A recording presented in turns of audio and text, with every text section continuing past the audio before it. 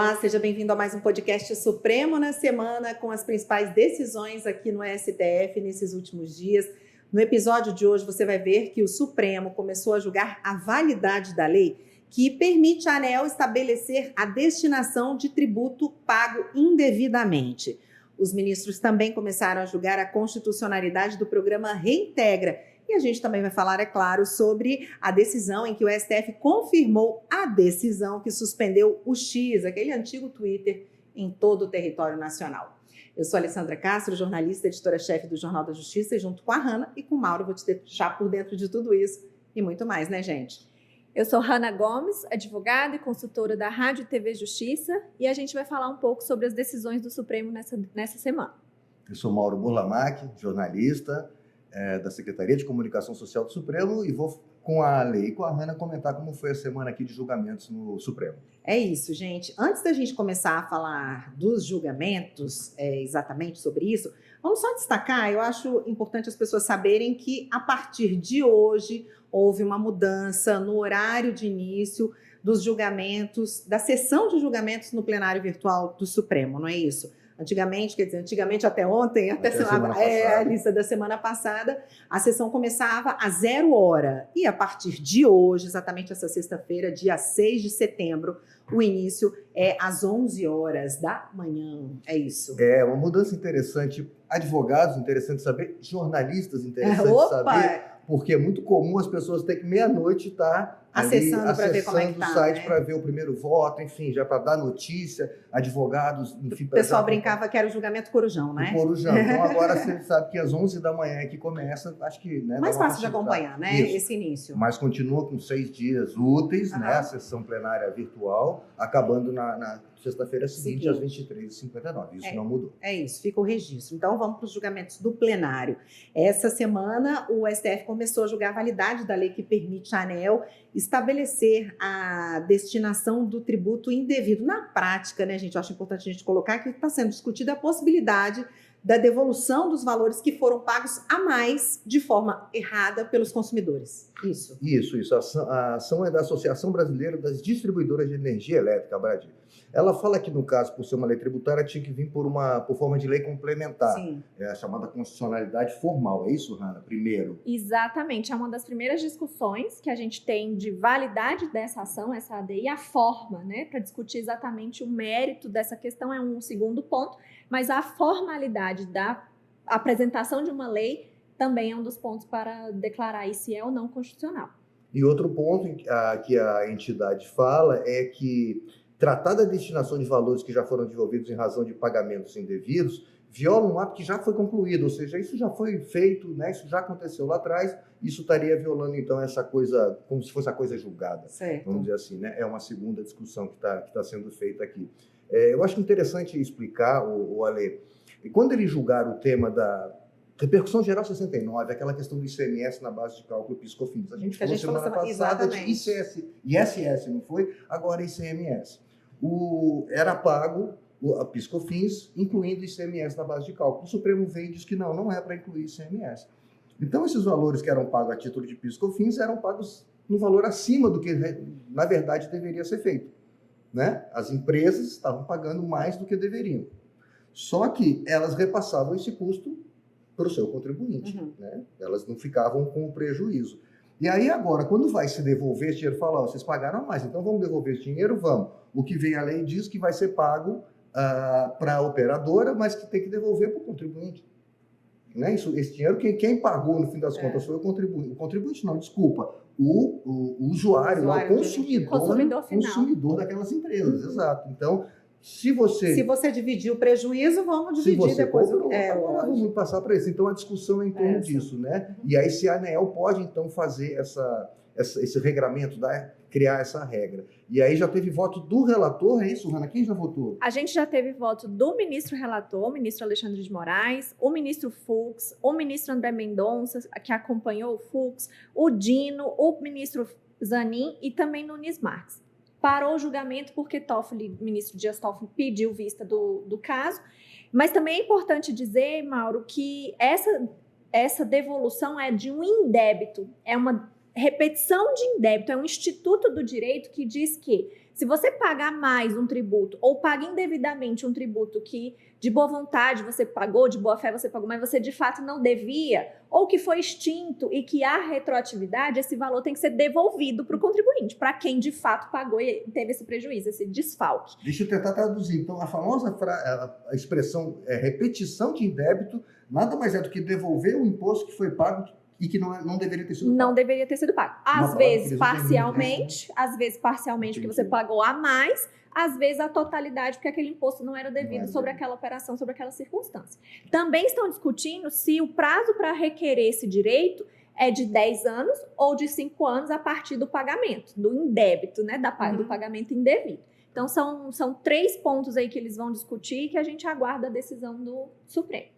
Isso, aí teve o pedido de vista que você comentou, não é isso? Isso, o ministro Dias Toffoli pediu vista. Então tá, e aí o caso volta então a plenário. Tá. É isso, Ale.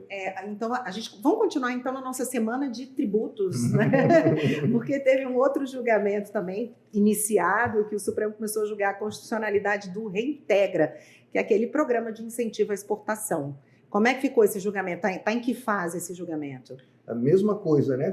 Na verdade, esse foi suspenso, Hanna? Não teve pedido de vista, né? Não teve pedido de vista. Esse é o relator Gilmar Mendes, né? Ministro Gilmar. Relator ministro Gilmar, isso.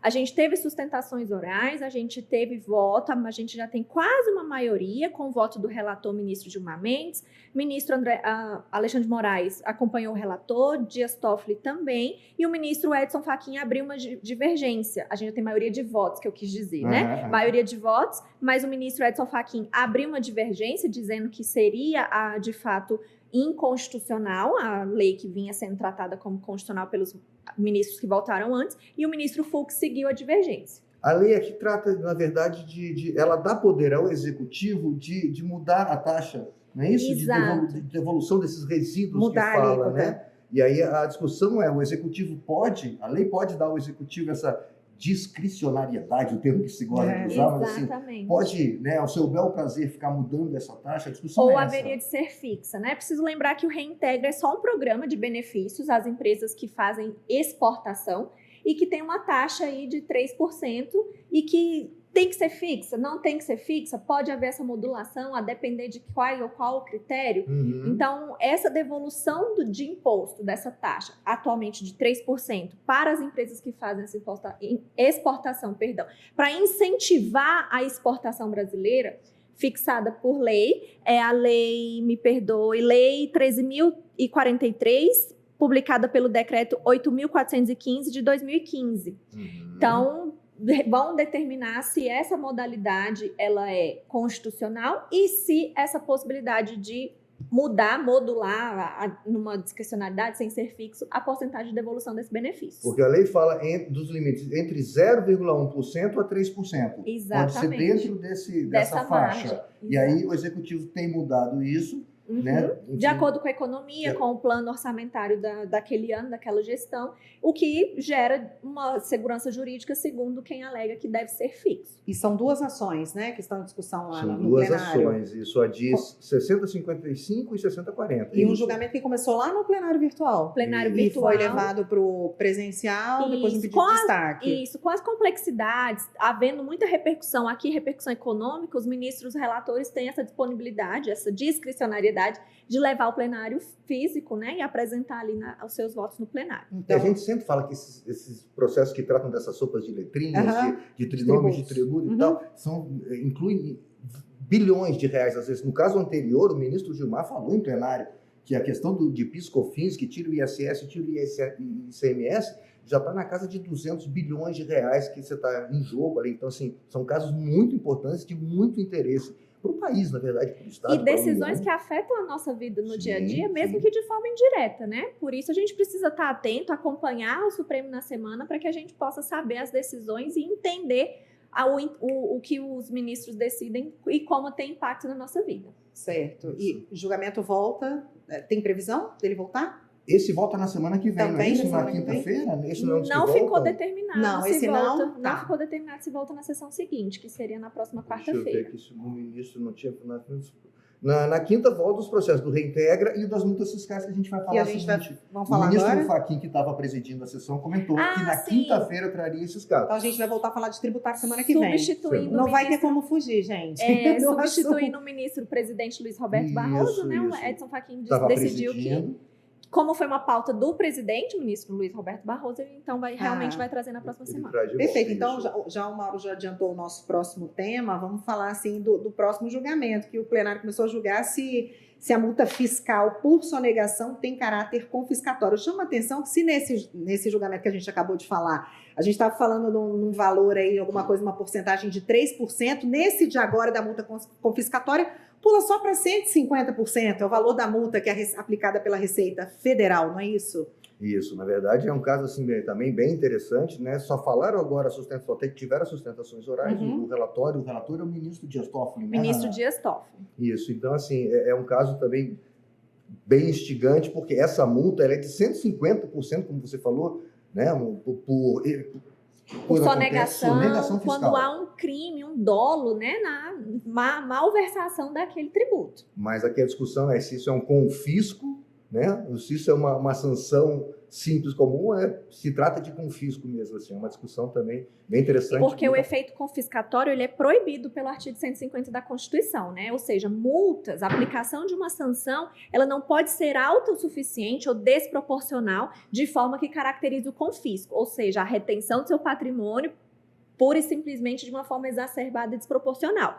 Então, os ministros vão avaliar se uma multa de 150% caracteriza esse confisco, seria um abuso, um arbítrio, ou seria um excesso desproporcional, ou não estaria dentro dos padrões. A gente já sabe, já tem entendimento do Supremo de outras decisões passadas que a margem de repercussão aí de multas gira em torno de 30% a 100% para multas. E aí verifica-se a repercussão dessa multa, as circunstâncias, o dolo, qual foi o efeito econômico dessa situação que gerou a multa para aplicar uma multa. Mas gira em torno de uma porcentagem de 30% a 100%.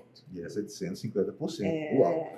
Mas isso volta semana que vem também, na quinta-feira. Esse julgamento também ficou só na fase de sustentações. E o ministro Fachin disse que na quinta-feira, então, ele seria chamado novamente, se der tempo. A gente sempre fala que é previsão. Claro. É isso. Agora vamos partir para o plenário virtual, uma decisão aí que interessa muita gente. A questão do X, né, que a primeira turma aqui do Supremo, por unanimidade, referendou, confirmou a determinação monocrática, né, do ministro Alexandre de Moraes de suspender as operações do X, o antigo Twitter, em todo o Brasil. Isso foi essa semana também, um assunto que movimentou aqui o Supremo, movimentou muito essas 2 semanas, na verdade, né? A decisão do ministro foi na sexta-feira passada, a gente conseguiu anunciar no episódio anterior. A decisão falou o quê? O ministro tentou que várias ordens judiciais descumpridas, multas não pagas, ele pediu para que indicasse um representante da empresa no Brasil para que pudesse ser notificado, enfim, para ver uma Foram interlocução. reiteradas tentativas ali várias de nada fazer cumprir. Até que ele falou, olha, 24 horas para apresentar pelo menos um representante aqui para a gente poder conversar, senão suspende-se as atividades do X. Não foi respeitado e ele então determinou o bloqueio, né, a suspensão fora do ar. E aí a decisão foi imediatamente, o Supremo tem feito muito isso, né, Hanna? Assim, decisões individuais, principalmente quando elas são sensíveis, os ministros relatores estão imediatamente mandando o plenário virtual para que os demais confirmam ou não, porque assim, são decisões sensíveis, importantes, que é uma decisão individual pela urgência da questão, mas que é decidida pelo colegiado. Logo vamos ouvir o colegiado e aconteceu. O ministro mandou isso na próxima sessão que ele podia, na segunda. A decisão foi na sexta, na segunda-feira. Isso foi a plenária virtual da turma, que é o órgão competente para julgar o caso, né? E aí, por unanimidade, confirmaram a decisão que tira do ar, que manda comunicar às empresas, até que respeite as ordens judiciais, pague suas multas e indique o representante no Brasil para que possa haver interlocução. E teve a questão da multa também, de R$50 mil dia, não é isso? Que o ministro fez até um esclarecimento que ela valia para as pessoas que tentassem burlar ali a decisão judicial para tentar acessar o X de algum jeito no ortodoxo. Ortodoxo, digamos assim, seria isso, né? Isso, ele explicou exatamente isso, né? A multa vale, mas para quem tentar de alguma forma fraudar a decisão fraudar uma Eles decisão falam muito em judicial. VPN, não sei o que, a gente sabe que é ilegal, né? A partir de uma decisão judicial, foi descumprido, tem multa. Tem multa, é isso. Decisões judiciais devem ser cumpridas, né? E ela é parte de uma premissa muito interessante que é, inclusive, do plano internacional. Qualquer empresa multinacional que pretende operar em qualquer país tem que ter um representante. Isso é determinado na Europa, nos Estados Unidos, países da Ásia, países da África, em que, havendo uma operação de uma unidade, de uma empresa, de um CNPJ estrangeiro, tem que ter um representante, um escritório, uma sede, uma filial dentro do país para que obedeça às regras do No país. Brasil também tem isso. Exatamente, é uma lei, é um combinado internacional e a gente internamente também tem isso. Ou seja, qualquer empresa que se pretenda operar no Brasil tem que ter um representante que responda aqui por algum excesso, por alguma situação que possa atender ao chamado da justiça. Na ausência desse representante legal e na ausência de responder reiteradamente à corte de indicar esse representante, foi então tomada a decisão mais drástica, né, digamos assim, que afetou muitas pessoas, mas por uma desobediência da própria empresa. É importante isso, foi unânime. 5 ministros da primeira turma, né, confirmaram. É isso aí. E para a semana que vem, o que a gente pode esperar? Na terça a gente tem sessão da primeira turma, foi marcada agora, de ontem para hoje, não tinha, né? Foi até perguntado por um jornalista se teria, não estava na pauta e vai ter uma sessão isso da primeira turma. Na quarta-feira eu anotei 2 casos interessantes que dizem respeito a direito penal. Tribunal do Júri, né? Essas sentenças do Tribunal do Júri podem ser executadas imediatamente depois da decisão ou tem que aguardar. O trânsito em julgado da decisão. Né? Numa apelação em segundo grau, é isso? Né? Exatamente. A gente tem o Tribunal do Júri também instituído como cláusula pétrea da nossa democracia, lá na nossa Constituição, regulado pelo Código de Processo Penal, mas a partir das decisões soberanas do Tribunal do Júri, deve então essa decisão ser cumprida imediatamente ou aguardar o trânsito em julgado. Isso porque a nossa Constituição também diz que ninguém será considerado culpado, terminado ali a sua condenação, até o trânsito em julgado dessa sentença. Então, é mais uma temática interessante que instiga aí, principalmente os alunos de direito. Com certeza. Além disso, as pautas tributárias, que a gente falou há pouco. Na quinta-feira. Ainda tem um na quarta-feira que trata de prazo, que também é outra questão que sempre gera dúvida, a questão de prazos para recorrer. Tem um habeas corpus que trata se é 5 dias ou 15 dias. Enfim, é um tema que é bom acompanhar. Quem acompanha o judiciário é sempre bom, porque prazo sempre é uma questão muito delicada. E aí, na quinta-feira, aquilo volta, reintegra, volta a questão das multas fiscais, aí de 150%, né? E no plenário, que começou hoje de manhã, porque a gente grava aqui, não sabe, a gente grava esse podcast na sexta-feira, já está rolando. Tem decisões, tem temas importantes, né? Um recurso que discute o alcance da decisão que desobrigou o Estado de fornecer medicamento de alto custo a portador de doença grave, né, que não tem condição de pagar pelo tratamento, e um outro que trata da responsabilidade da União e a competência da Justiça Federal em ações relacionadas ao fornecimento de medicamentos registrados na Anvisa, mas que não estão disponíveis no SUS. E ainda a questão do trabalho intermitente. É isso. Está em julgamento também no plenário virtual, que começou às 11 horas e vai até semana que vem. A gente traz tudo isso para você que nos acompanhou até aqui na semana que vem. Continue acompanhando a gente. Vou repetir o nosso e-mail, a gente sempre faz isso para você entrar em contato, mandar suas sugestões, suas críticas. podcast@stf.jus.br. Claro, continue acompanhando a gente no canal da STF, no YouTube, no Spotify, na sua plataforma de áudio preferida. Mais uma vez, muito obrigada. A gente se vê aqui semana que vem. Obrigada, gente. Obrigada, eu que agradeço. Obrigado, Ale. Obrigado, Hannah. E até a próxima.